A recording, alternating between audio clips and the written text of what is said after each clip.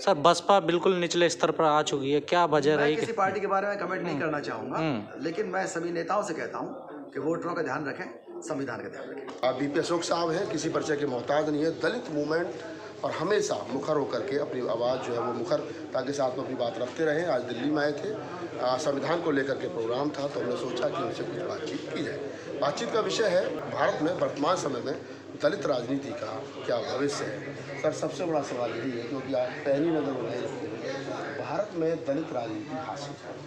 दलित जो वोटर है वो कहीं ना कहीं अपने नेताओं की तरफ बड़ी उम्मीद से देख रहा है और नेता खामोशी की चादर ओढ़े हुए।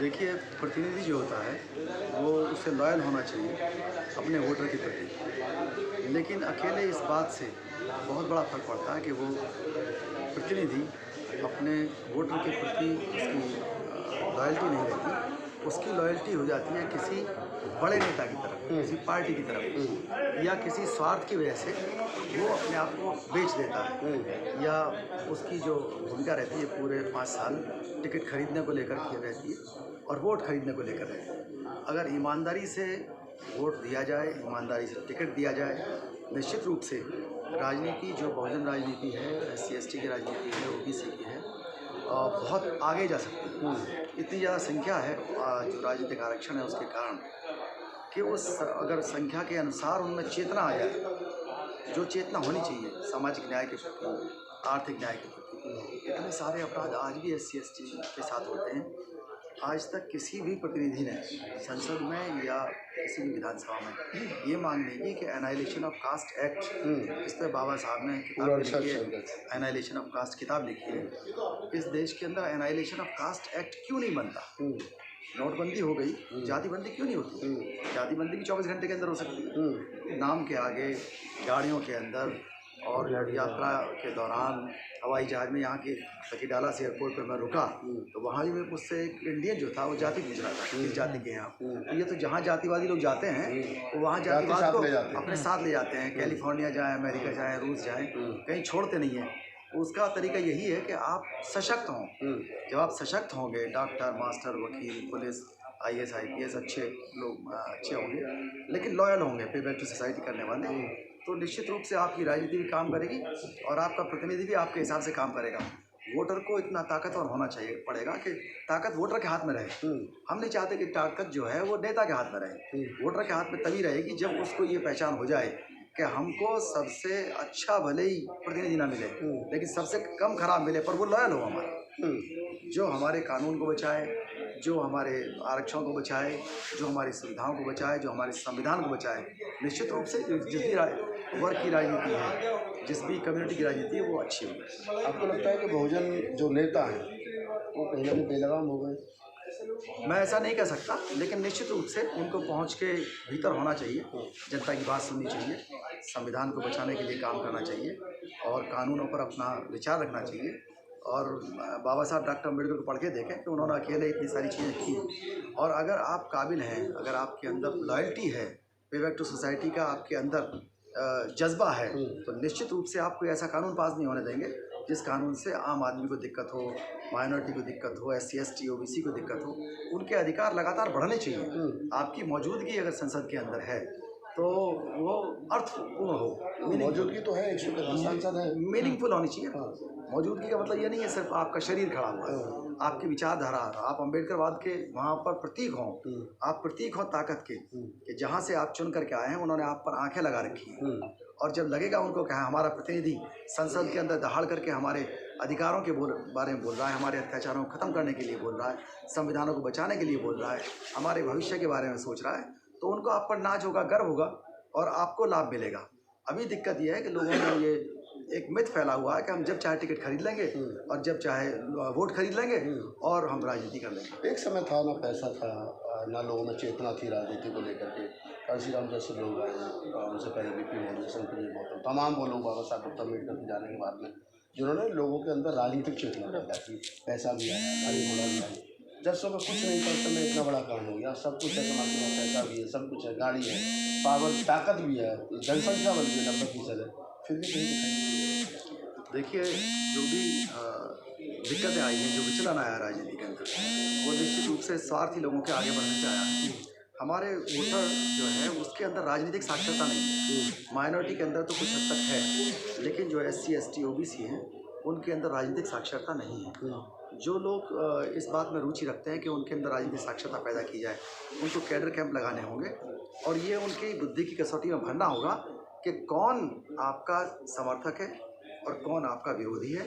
उसको पहचानने की क्षमता जिस दिन बढ़ जाएगी उस दिन प्रतिनिधि कोई भी सांसद या विधायक सामान्य वोटर को या अपने कम्युनिटी के वोटर को धोखा नहीं दे पाएगा। नहीं, लोग जो सांसद हैं, विधायक हैं, या फिर मैं कहूँ कि जो बहुजन समाज की राजनीतिक पार्टियां हैं, उनके भी नेता अपने नेता के प्रति वफादार हैं। उनके सामने तो दो मिसाल है, जनता की फिक्र नहीं है। मूवमेंट जो अभी आपने कहा कि जिसने बाबा साहब को पढ़ा उस तरीके से दहाड़ेगा नहीं दिखता। व्यक्ति पूजा का बाबा साहब ने विरोध किया। आजकल बहुजन समाज की जो पार्टी उन्हीं में व्यक्ति पूजा बहुत ज़्यादा बढ़ गई है। देखिए, मैं तो अनुरोध ही कर सकता हूँ कि जितने भी नेता हैं SC ST OBC के, चाहे वो पार्टी चला रहे हों चाहे संगठन चला रहे हों, राजनीति में टिकट खरीदना, टिकट बेचना, वोट खरीदना, वोट बेचना बंद हो जाए और संविधान के मूल्यों की सुरक्षा के संबंध में सोचें तो चीज़ें बेहतर हो जाएंगी। वो लोग क्या कर रहे हैं मैं उस पर टिप्पणी नहीं पर कर ये तो सब पार्टियों में होना चाहिए। अम्बेडकर ने, कांशीराम ने परिवारवाद का विरोध किया और बाबा साहब भी परिवार को आगे नहीं लाए, कांशीराम भी परिवार को आगे लाए, BP मौर्य, शंकरप्रिय दोनों परिवारों को भी राजनीति में अपना उत्तराधिकारी घोषित किया।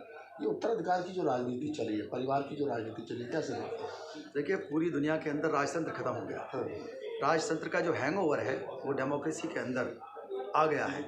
ये भी तो जनता की मर्जी से आया है। अगर वोटर इतना शिक्षित हो जाए, इतना जागरूक हो जाए कि हम उसकी व्यक्तिगत काबिलियत देखेंगे कि वो कितना प्रशिक्षण लेकर के आया है। अगर वाकई में वो इतना प्रशिक्षण लेकर के आया है कि वो जनता की उम्मीदों को पूरा कर सकता है तो उसे पूरा अधिकार है आने का। लेकिन अगर सिर्फ वो एक एजेंट बन कर के आया है किसी पिता का, किसी पति का या किसी की पत्नी का, तो वो लोकतंत्र के लिए किसी के भाई, भतीजा, चाचा, मामा, फूफा कोई भी हो, वो निश्चित रूप से लोकतंत्र के लिए उतना ज़्यादा अर्थपूर्ण नहीं हो सकता, इतना ज़्यादा प्रासंगिक नहीं हो सकता। जो व्यक्ति खुद निकल करके आता है, जो खुद संघर्ष करके आता है, वो किसी का बेटा भी हो सकता है, किसी का पति भी हो सकता है, किसी की पत्नी भी हो सकती है। लेकिन आने वाले समय में बहुजन समाज की राजनीति का भविष्य क्या देख रहे हैं? हम लोग प्रयास करेंगे कि जो ईमानदारी है उसको रखा जाए और किसी भी दशा में संविधान को बचाया जाए, धर्मनिरपेक्षता को बचाया जाए, लोगों के राइट टू वोट को बचाया जाए, मूल अधिकार को बचाया जाए और जो देश की एकता अखंडता है उसको बचाने का एक ही तरीका है कि हम एक ही नारा दें, सबका हिस्सा सबका विकास। सर, आपने सबका हिस्सा सबका विकास। एक सवाल यह है कि जब ऐसे समय पर हिंदुत्व की लहर चल रही है, पूरे भारत को हिंदू राष्ट्र बनाने का काम चल रहा हो, मनुष्य को लागू करने की बात हो रही हो, ऐसे में जो आपके वाजिब सवाल है, क्या उनके साथ लोग खड़े हो पाएंगे? हमें मेहनत करनी होगी, हमें लोगों को बताना होगा कि किस तरह से उनका नुकसान हो रहा है।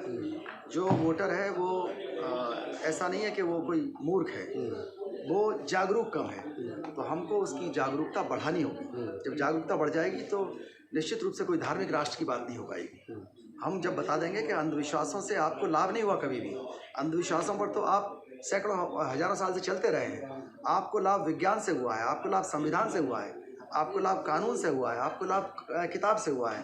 तो निश्चित रूप से जो आगे आने वाली पीढ़ियाँ इस बात को समझेंगी और वो इस काबिल बनेंगी कि राजनीति भी अच्छी हो और सामाजिक न्याय की बात भी। सर, आपने कहा बहुजन पार्टियां टिकट बेचती हैं, पर ये तो सभी पार्टियां करती हैं ना इस काम को। तो सर, बहुजन पार्टियां ही अलग थोड़ा ही है सर। देखिए, हम एक बात कहते हैं कि दूसरा जो कर रहा है, अगर दूसरे लोग चोरी कर रहे हैं, दूसरे लोग कुछ भी कर रहे हैं, उनका जो डेडिकेशन है या वो शपथ लेकर के नहीं आए पे बैक टू सोसाइटी की, या मान लीजिए मैं अधिकारी बना, मैं एक सर्टिफिकेट लगा के बना था, तो उसमें डीम्ड है कि मैं उन लोगों में शक्ति के गलियारे में बैठ करके हिस्सेदारी का एहसास कराऊंगा जिन लोगों के बीच से मैं निकल करके आया हूँ।